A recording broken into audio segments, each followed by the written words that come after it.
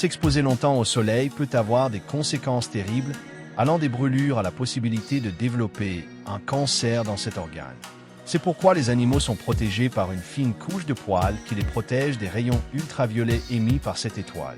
En revanche, il existe un autre mécanisme efficace de protection, qui consiste en la présence de régions sombres causées par la mélanine, un pigment qui obscurcit complètement ou certaines parties de la peau, afin d'assurer une protection et de prévenir ces dommages.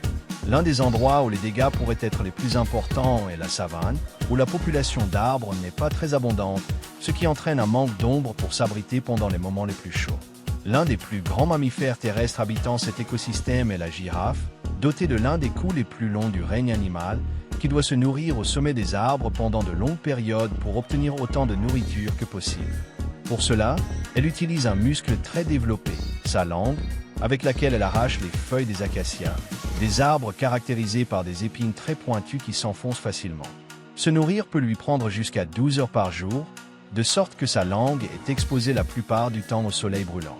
Pour cela, sa langue contient de la mélanine, qui lui donne une couleur noire, violette ou une teinte sombre, afin d'absorber le spectre lumineux et d'éviter les dommages dans cette région, à l'exception de sa base, qui reste de couleur rose, un endroit rarement exposé au soleil.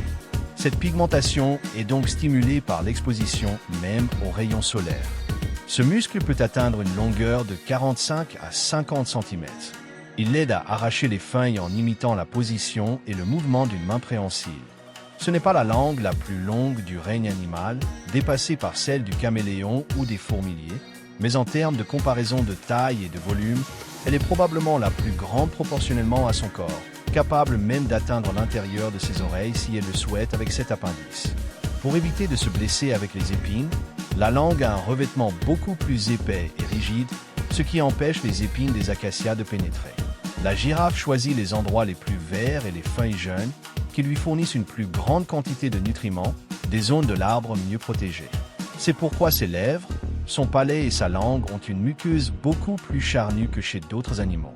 Un muscle qui permet aux girafes de se nourrir au sommet des arbres sans trop de compétition avec d'autres herbivores et qui englobe de nombreuses qualités leur permettant de s'adapter à leur environnement. Voilà les secrets de la langue des girafes. J'espère que la vidéo vous a plu. Si c'est le cas, likez et partagez-la pour faire connaître cette chaîne à plus de gens. Je vous laisse mes réseaux sociaux pour rester en contact et c'est aussi par ce biais que je ferai les annonces concernant la chaîne. Si vous êtes nouveau, je vous invite à vous abonner et n'oubliez pas de laisser un commentaire ou une question qui vous est venue.